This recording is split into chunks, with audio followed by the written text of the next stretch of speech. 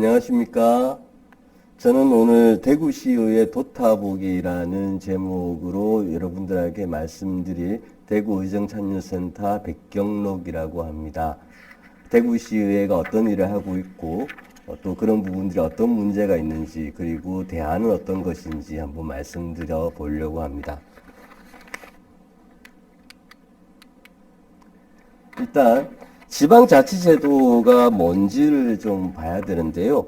지방자치제도라 함은 이 말이 길어서 짧게 설명드리면 일정한 지역을 주민들이 직접 처리하게 함으로써 풀뿌리 민주주의를 그 이념적 배경으로 하고 있는 일들입니다. 그러니까 우리가 하고 우리 지역의 일들을 우리가 스스로 사무를 처리할 수 있도록 하는 제도가 지방자치제도이고요. 이 지방자치제도에서 지방의회는 어떤 부분들을 할 수 있는지 해서 지방자치법을 만들어 놨습니다. 지방의회는 다음 사항을 의결합니다. 조례 개정 및 폐지, 예산의 심의 확정, 결산의 승인, 대통령으로 정하는 중요재산의 취득 및 처분 등등의 같은 역할들을 하고 있고요. 지방의회 권한에서 보면은 지방자치장에게 의원들은 안건의 심의와 직접 관련된 서류 제출을 요구할 수도 있고 지방의회가 행정사무감사를 실시하기도 하고 또 하나는 지방자치단체장이나 관계공무원에게 출석 답변하게 할 수도 있습니다. 중요한 사무에 대해서. 그렇다면 대구시의회는 어떤 역할들을 중심으로 해야 될지를 보기 위해서 대구시의회 홈페이지에 들어가면 우리 의장님의 인사말이 있어요. 그 중에 가장 중요한 말을 한번 읽어보도록 하겠습니다. 의회 본연의 기능과 견제와 감시의 역할에 충실하고 원칙과 신뢰를 지켜나가며 무엇보다 시민들의 대변인으로 제대로 일하는 강한 의회 사항 정립을 위해 노력하겠습니다. 그러니까 의회는 뭘 해야 되냐면은 견제와 감시, 대안 이런 부분들이 중심이 되어야 한다고 되어 있습니다. 그래서 대구시의회를 어떻게 설명드릴까 고민을 하다가 제가 1년 동안 그 오마이뉴스의 그 백경록의 지방의회는 지금이라는 부분으로 이게 기사화했던 내용들 몇 가지를 뽑아왔습니다. 오늘은 요 6개를 중심으로 설명을 드리겠습니다. 사례들을 중심으로 할 건데요. 일단 사례 6개 중에 첫 번째 사례를 한번 보겠습니다. 제목은 의회 무시한 채 꼼수 증액하는 지자체인데요. 20년 7월 27일 날 기획행정위원회 심사안건으로 올라온 내용이었습니다. 내용이 어떤 거였냐면 2021년 6월 예정인 지금 사실은 우리가 코로나 때문에 1년 연기해서 내년에 하기로 되어 있는 세계 가수총회의 성공적인 개최를 위해 2021년 2월 준공 목표로 건립 중인데 주요 변경 사항은 연면적 2만 제곱미터, 연면적 4만 472제곱미터로 변경됐고 총 사업비가 1,890억 원에서 2,694억 원으로 증액돼 변경하게 된 것이다 라면서 의결을 받으려고 했는데 이 부분이 문제가 된 겁니다. 조금 쉽게 말씀드리면 그림으로 보시면은 면적이 2만 제곱미터에서 4만 472제곱미터 약 2배 증가했고요. 사업비는 1,895억 원에서 2,694억 원으로 42% 증액됐습니다. 이 부분이 어떻게 문제가 되는지 한번 볼게요. 정청락 대구시 의원이 이렇게 설명을 합니다. 공유재산 및 물품관리법 시행령 7조의 공유재산 관리 계획을 보면 승인받고 난 이후에 토지 또는 건물 등 시설물 기준 가격이 30% 증감될 경우에는 의회 의결을 받도록 되어 있다. 다시 말씀드리면 엑스코 제2전시장을 건립하는데 아까 보셨다처럼 예산은 2배, 면적은 42% 증가했는데 이 대구시가 시의회 의결을 받지 않고 진행하고 있었다는 겁니다. 그래서 기획행정위원회는 이날 심사 유보 결정을 내립니다.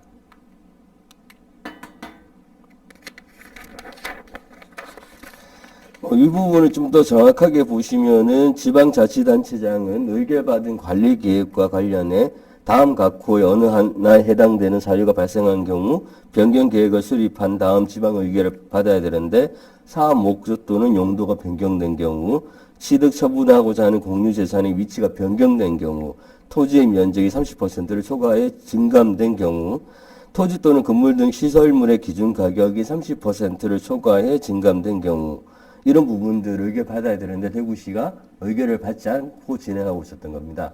이 부분이 왜 중요하냐면 우리가 땅을 사겠다 아니면 건물을 짓겠다라고 해요. 그래서 의회의 의결을 받습니다.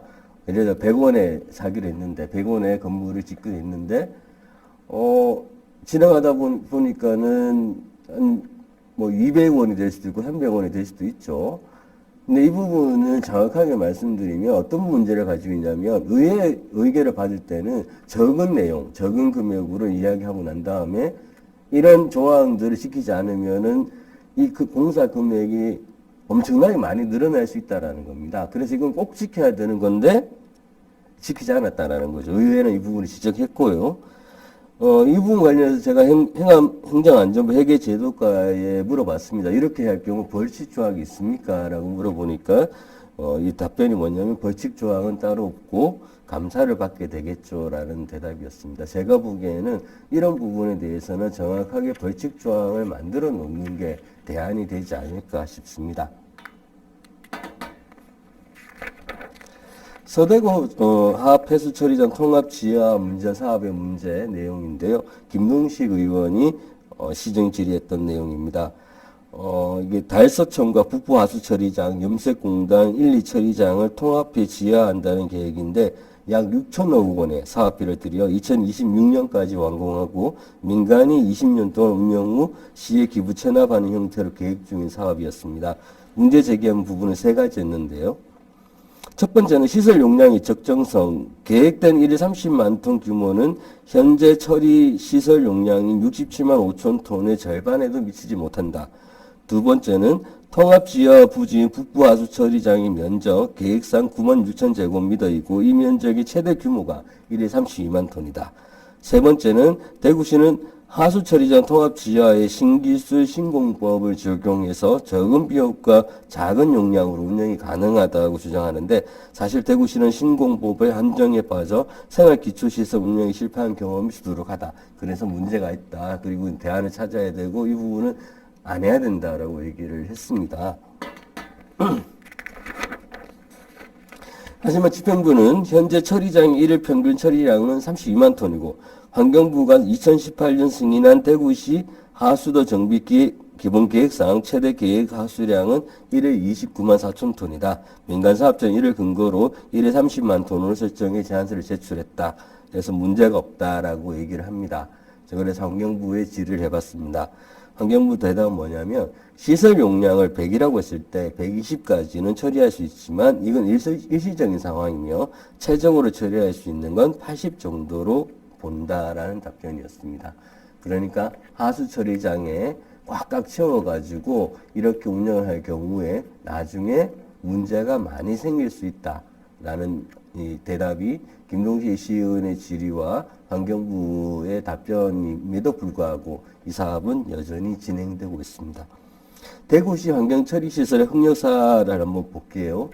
서구 상리 음식물 처리시설은 국집이 686억 원을 들여 2009년에 착공해 2013년 6월 준공한 뒤 대우 건설 컨소시엄이 3년간 의무 운전을 하고 있는 경우 중에 여러 문제가 알려지기 시작했습니다. 시의회에서는 상리 음식물 처리 시설을 두고 매년 문제를 제기했고 시공사에서는 결국 150억 원을 자부도로 증설 공사를 진행을 했고 지금은 이제 이 민간에서 넘어와서 지금 그 환경공단에서 하고 있는데요. 너무 많은 시간이 이 문제를 해결하는데 너무 많은 시간이 걸렸던 겁니다. 무려 8년 동안 걸려서 결국에는 환경공단의 상리 음식물 처리 시설에 가보시면 이미 시설들이 노후화되어 있는 것을 볼 수 있습니다. 대구 장경 처리시설 흑려사를 좀 계속 말씀드리면 현풍 하수 처리장 같은 경우에 대구시가 2005년부터 건설 사업을 추진했는데 1단계는 종합시운전에서 방류수가 수질 기준에 미달했는데도 시설 개선 없이 2009년 9월 준공 처리했고요. 2단계는 준공 처리하지도 않고 2016년 11월 대구 환경공단에 문명을 위탁했습니다.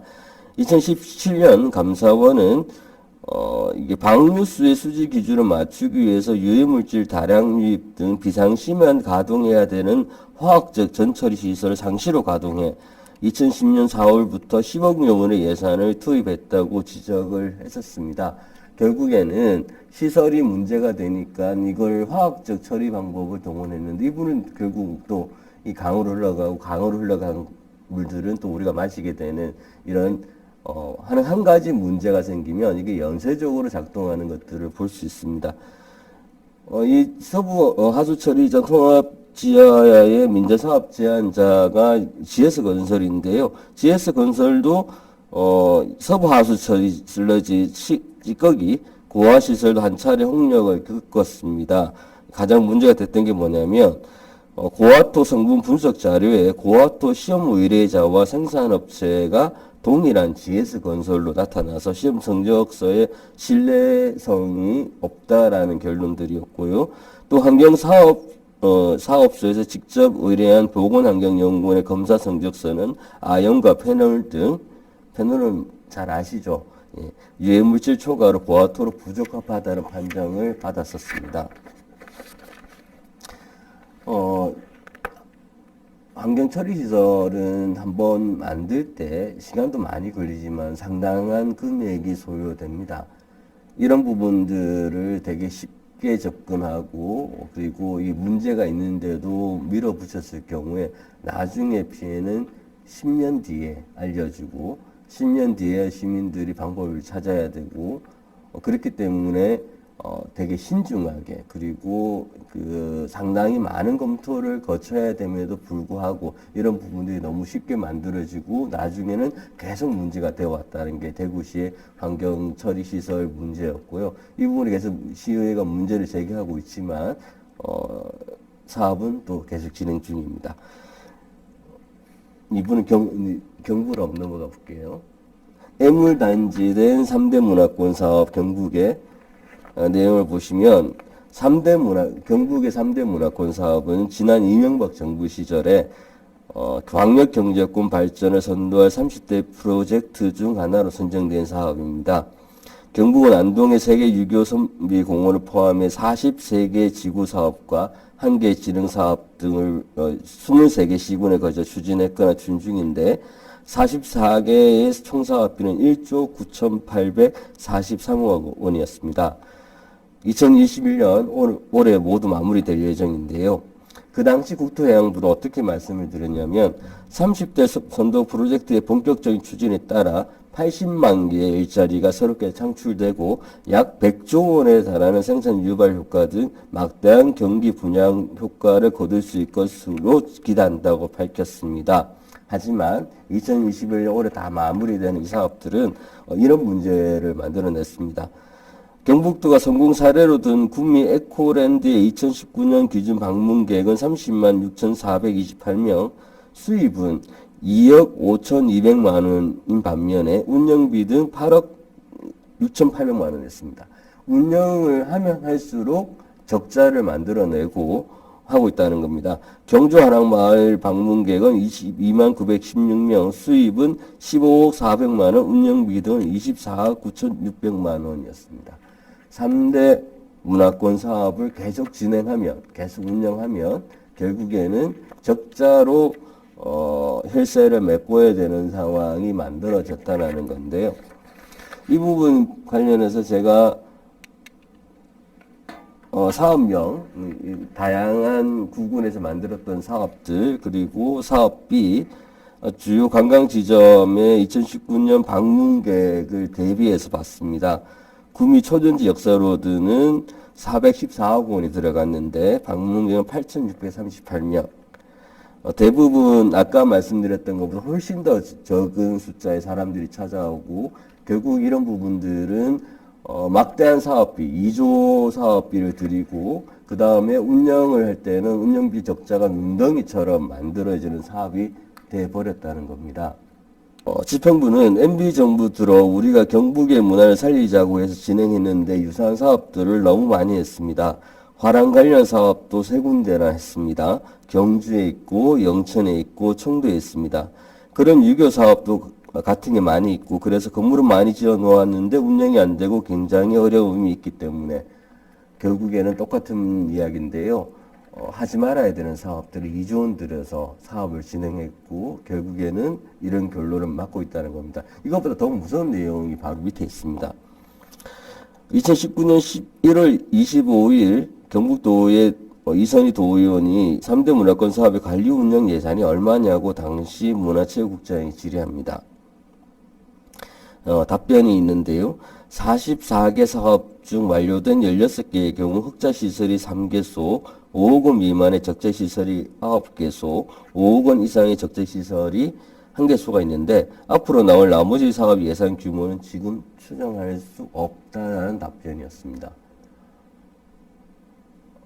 너무 황당한 답변이죠. 2조 원을 들였는데 앞으로 운영되는 부분에 대해서 이 적자 부분을 예측할 수 없다. 이 부분은 우리가 어떻게 봐야 되는지 결국에는 우리가 무슨 공사를 하고 건물을 짓고 할 때 이 집행부가 치밀한 계획을 해서 하는 것처럼 보이지만 사실은 아무 생각 없이 짓고 나중에 되면 이 문제는 또 시민들이 도민들이 껴안아야 되는 사업이라는 것을 알 수가 있습니다. 국토해양부, 국토교통부 두 이제 국토부라고 읽히는데요. 이제 정권에 따라서 이름이 좀 바뀝니다. 국토부가 문재인 정부에 지금 하고 있는 가장 큰 사업이 도시재생 뉴딜 사업인데요. 상당히 많은 예산이 소요되었고 또 진행 중이 있죠. 국토교통부가 지금 하고 있는 가장 큰 사업 중에 하나가 도시재생 뉴딜 사업입니다. 뉴딜 사업의 보도자료를 보시면 복합 커뮤니티센터, 커뮤니티 거점, 어울림센터, 어울림복합센터, 주민참여공간, 어울림센터 등등 천편일률적인 센터 조성과 골목길 환경 개선 사업이 눈에 띕니다. 도시재생 뉴딜 사업이 3대 문화권 사업처럼 애물단지가 되지 않으려면 이 또한 주민들이 얼마나 많이 이용할지 센터 운영비는 미리 예측하고 계획을 세웠는지 꼼꼼히 따져볼 문제입니다. 하지만 결국 그렇게 하고 있는지는 의문이 있습니다. 경북도 다음 내용 볼게요. 새마을세계화재단의 현재 새마을세계화재단은 잘 들어보시지 못했지만 지구촌 빈곤 증식을 위해 새마을운동의 성공 경험을 국제사회와 공유한다는 목적으로 연구소와 시범마을 조성, 연수 진행, 새마을 해외봉사단과 글로벌 청년 새마을 지도자 파견 등을 진행 중인데요. 재단 인원은 대표이사를 포함해서 23명입니다. 2020년 예산만 해도 115억 8천만 원, 구체적으로는 보조금 93억 3천만 원 등등이었습니다. 이 새마을세계화재단에 어떤 문제가 있었는지 한번 볼게요. 새마을세계화재단이 보조금, 경북도로부터 보조금 아까 말씀드렸죠. 93억 정도의 보조금을 받는데 이 잔액을 순세계 잉여금으로 처리한 뒤 이게 사업을 하고 남은 돈이죠. 이 부분을 재단 기금으로 적립해 왔다는 겁니다. 순세계 잉여금은 수입에서 지출을 뺀 나머지 돈인데 이때 정부나 지자체 보조금은 잔액을 반납해야 되는 게 원칙입니다. 그런데 지자체에서 사업에 쓰라고 세금으로 지원한 보조금의 잔액을 재단의 자금으로 야금야금 쌓아왔었습니다. 이 부분 문제 제기를 했었고요, 의회에서. 근데 재단과 경북도의 답변이 이렇습니다. 처음 재단이 출범한 이후로 재단 기금을 300억까지 모아 그 뒤로 운영비는 기금 이자에서 쓰자는 묵시적 양해가 있어서 300억 기금 조성을 목표로 해왔습니다. 그러니까 도와 같이 이렇게 해왔다라는 거예요. 근데 이게 경북도가 어떻게 대답하냐면은 공익법일 설립 운영에 관한 법률에 의거해서 이렇게 진행하고 있다라고 얘기를 합니다. 하지만은 이 부분은 사실상 해서는 안 되는 것들이었다라는 거고요. 이 문제 관련해서 계속 문제 제기가 되니까 이 경북도의 관계자 어떻게 말씀을 하냐면 보조금을 출원금으로 해석했다며 예산 편성 지침은 어느 정도 따라야 하지만 융통성을 발휘할 수 있는 항목으로 본다고 다소 엉뚱한 설명을 합니다. 이게 단체들이나 아니면은 위탁센터가 이렇게 사업을 집행을 하면 검찰에 고발됩니다. 그런데 경북도와 새마을제갈재단은 이러한 부분들을 무시하고 사업을 진행했고요. 지침이라는 게 융통성을 발휘할 수 있다는 부분 관련해서 제가 다시 행안부에 질의를 해봤습니다. 행안부 답변은 뭐였냐면 예산 편성 지침은 법에 의거해서 만들어 보내는 것이고 지켜야 한다는 겁니다. 그러니까 지침이라는 게 융통성이 있는 부분의 문제가 아니라 법에 의거해서 하는 거기 때문에 법을 지켜야 된다라는 건데 경북도와 새마을재단은 이런 부분들을 무시하고 사업을 진행했고 의회가 문제를 끊임없이 제기한 다음에야 정확히는 사실은 자기들이 목적으로 한 기금 300억 원 정도를 다 만들고 난 다음에야 이 부분들 문제가 있으니까 다음부터는 하지 않겠습니다라고 얘기를 합니다. 달성군 LNG 사업 발전소 관련해 가지고는 짧게 한번 보겠습니다. LNG 발전소 건설 계획이 대구시의 사업을 제안했고 2018년 11월 대구시의 유치 동의를 시작합니다. 주민들은 나중에 돼서야 환경 문제가 있는데도 절차를 무시하고 진행한다며 반발했고요. 대책위원회를 꾸렸고 시의장과 경제부시장이 주민 1만 2천여 명의 반대 서명부를 전달했고 그 당시에 대구시청 앞에서도 결사반대 집회 등을 하면서 사업 철회를 요구를 했었습니다. 이 부분들 보시면 이게 자주 등장하는 얘기가 있어요. 대구시가 어떻게 얘기를 하냐면 LNG 발전소 건립 사업은 국가 사업으로 사업 철회에 대한 권한은 한국남동발전소관이다. 또 사업 허가권자는 대구시가 아니고 산업통상자원부니 중앙부처에 문의하라고 답변합니다. 근데 이게 이러면서 공문이 하나 발견돼요. 대구시 공문이 2018년 11월 작성된 건데 기사에서 제안한 대구 국가산업단지 내 융합형 청정 에너지 단지 조성 사업에 대하여 유치 동의하오니 관련 법규에 따라 적극 추진하여 주시기 바랍니다. 그러니까 결론은 이게 산자부든 뭐 LNG 남동 발전이 이런 문제가 아니고 대구시가 이미 동의를 해줬다라는 거였어요. 그래서 이런 부분에 대전시가 똑같은 부분에 문제가 일어났고 대전시는 유치 동의한 걸 처리를 했었습니다. 그것들을 들어서 주민들이 반대 요구를 했었고 처리해달라고 대구시도 결국 같은 결론을 냈었습니다.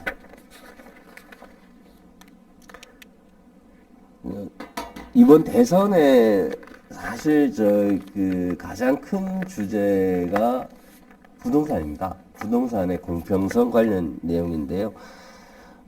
이게 좀 오래된 자료라서 이 수치는 좀 있습니다만은 7월 말 기준 전국 미분양 주택이 15,198호로 전월 대비 6.7% 감소했습니다. 반면에 대구는 1,148호로 6월 대비 12.9% 증가했습니다. 그러니까 뭐냐면은 전국 미분양 주택이 줄어들고 있는데 우리만 늘고 있다라는 거예요. 이 부분 미분양은 계속 늘어나고 있습니다. 지금 대구시의 10월 말에 보면 한 2만 세대, 1148호니까 2000세대 넘게 지금 올라가고 있고요. 이게 왜 문제가 되냐면 19년에 대구시에서 인구 감소 시대에 대구시 정책 어떻게 할 것인가라는 토론회를 열어요. 이 토론회에서 대구시 이제 인구 감소 예측을 하는데 250만 명과 240만 명 중간 정도에 21년 유치될 거다라고 얘기하는데 그리고 240만 명이 한 감소 예측 시기는 2027년이었습니다. 근데 올해 7월 12일 대구시에 보면은 예상보다 빠른 속도로 감소해 2021년 6월 현재 총 인구가 239만 7천여 명에 불과하다. 그러니까 대구시가 지금 어떤 상태에 있냐면 인구는 빠르게 줄고 있고 미분양 주택은 급속도로 늘고 있다는 얘기입니다. 하여간 이 부분에 이제 대책을 요구하는데 실제로 대책은 별로 찾아볼 수가 없어요. 근데 어찌됐든 이 부분에 대책을 세우지 못하면 대구시가 엄청난 어려움과 주민들 특히 이제 아파트를 빚내서 사셨던 분들 이런 아파트 공사를 진행했던 사람들이 앞으로 대구에서 어떤 일이 일어날지를 좀 볼 수 있지 않을까 싶습니다. 그럼에도 불구하고 이 부분 좀 볼 수가 있는데요. 이게 공사를 많이 하다 보니까 아파트 이 철거 현장에 보시면 이렇게 빨간색 철거 뭐 스프레이로 이렇게 해놓은 것들을 자주 볼 수가 있었습니다. 이게 우리 대구시의회가 배주수 의원이 질의를 하니까 시에서 이런 답변을 합니다. 사업 시행자가 사업에 반대하는 일부 주민들의 이주나 동의를 압박하기 위해 의도적으로 주변 환경을 훼손시키는데 그 원인이 있다면서 강력한 행정 지도를 해나가겠다고 하는데요. 사실 되게 끔찍한 내용이에요. 이사를 재개발 지역인데, 재건축 지역인데 이사를 가지 않고, 그리고 그 부분을 동의를 안 하고 있으면, 우리 아이가 학교를 갔다가 오는데, 이 옆집에는 빨간 스프레이로 이게 철거 적혀 있고 이러면은 상당히 심리적 압박, 사실은 인권적으로 상당히 문제가 있는 거예요. 이 부분들 대구시의회가 문제 제기를 했고, 그래서 대구시가 제가 보기에는 광역시 다니는 최초로 행정 지도를 해서 이런 부분들을 없앱니다. 그러니까 철거나 빨간 스프레이 이런 부분들을 없애줘. 상당히 중요한 문제인데요. 실제로 대구 의회와 행정부가 합쳐가지고 이런 부분들을 해결할 수 있다라는 거예요. 사실 이 부분 접근하기 되게 어려운 영역인데도 대구시가 했는 거 보면은 이게 되게 중요한 우리가 중요하게 생각해야 되는 게 뭐냐면 이 조례를 만든 것도 아닙니다.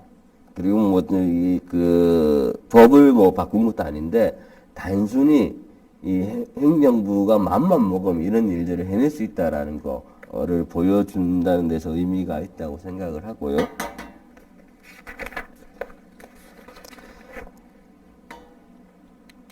제가 몇 가지 사례를 들면서 말씀을 드렸던 것들을 제가 종합적으로 좀 말씀드리고 싶은 게 있는데, 지방자치의 발전을 가로막는 가장 큰 문제는 무엇이라고 생각합니까? 제가 시민들한테 여쭤봤어요. 그랬더니 이게 우리가 이제 지방자치단체장이나 의원들이 당선되면은 나중에 이제 이런 얘기를 합니다. 지방에는 권한과 예산이 부족해서 이렇게 할 수 있는 일들이 적습니다라고 얘기하는데 시민들은 그래서 단체장들의 자질과 역량이 1이다. 그리고 지방의원들의 자질과 역량 부족을 2로 뽑았습니다. 49.8%의 시민들이 결국 사람이 문제고 사람이 우선이다라는 인식을 가지고 있습니다. 제도보다 사람이 중요하다는 거죠. 지방의회를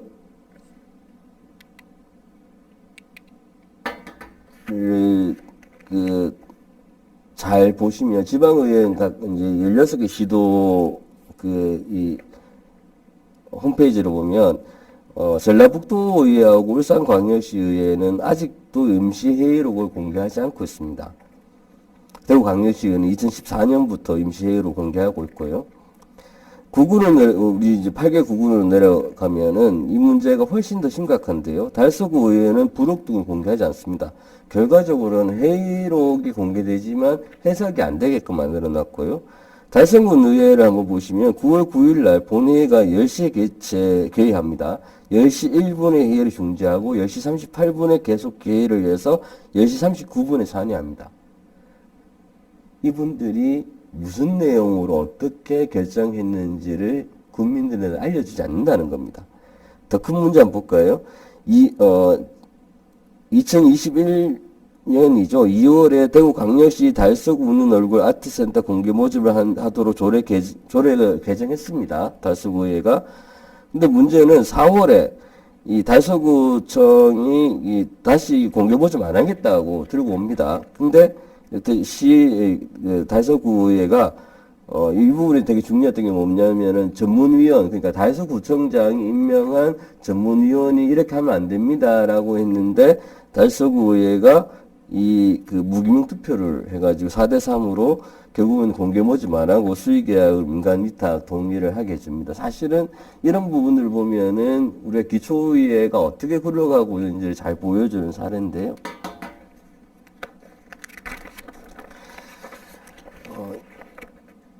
견제와 감시라는 부분들 되게 좀 보셔야 되는 건데, 제가 이제 충남도의 백제문화재단 사례하고 우리 오페라 재단 사례를 같이 한번 비교해 보려고 했는데요. 충남도의 이분들 예산이 한 78억 7천만 원, 백제문화재 재단이, 그리고 경영 실적 평가에서 최하위 등급을 받았고요. 부정 채용 사례, 부적정한 임금 지급 많고요. 주된 사업이 사실은 이게 예산 중에 70%에 달하는 54억 원을 민간단체인 공주부여 선량위원회에 다시 지원하는 겁니다. 대구 오페라 재단 한번 볼게요. 아까 보시면 아시다시피 아까 80억 정도가 백제문화재재단에 대구 오페라 재단도 거의 비슷한 지원 예산을 가지고 있고요.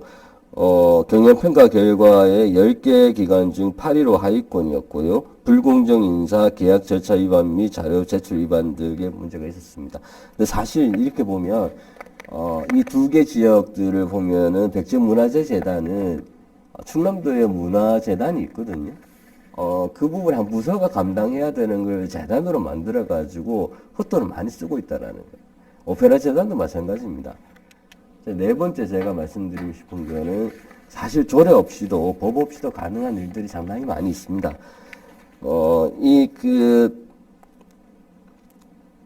아이가 초등학교 들어가기 전에 건강검진을 받는데 이게 받아보니까는 평생 굵은 안경을 쓰고 있어야 된다라는 것들을 발견하게 돼요. 이분이 이것들을 고치려고 무지 노력하는데 결국에는 찾다 보니까는 시신경 훈련 지원이라는 것들을 받게 됩니다. 상당히 이제 그 돈을 많이 지불해야 되죠. 그래서 또 학부모님 찾아보니까는 부산시에서는 이 부분을 지원해주고 있는 거예요, 훈련비를. 그래서 이제 그 백방으로 이분들이 알아보다가 요구는 잘 안 돼요. 그래서 시의원을 찾아옵니다. 어떻게 방법이 없겠습니까? 근데 우리 김원규 의원님이 뭘 했냐면 자기가 해결할 수 없으니까 교육감하고 학부모를 만나게 해줍니다. 그리고 이게 대구시 교육청에서 이 부분들을 지원할 수 있게끔 결론을 내는데요. 사실 우리가 법이나 제도 만든다고 조례 만든다고 상당히 많은 에너지를 가지지만 사람이 할 수 있는 일 그리고 쉽게 할 수 있는 일들이 되게 많이 있고 의지와 에너지만 가지고 있으면은 시의회를 충분히 활용해서 만들어 갈 수 있다라는 거. 그래서 이 법 타령, 법이 없어서 법이 미비해서 이렇게 계속 접근하는 것보다는 열심히 하면 우리가 해볼 수 있는 것들이 정말 많이 있다는 말씀 끝으로 오늘 말씀을 마치도록 하겠습니다. 감사합니다.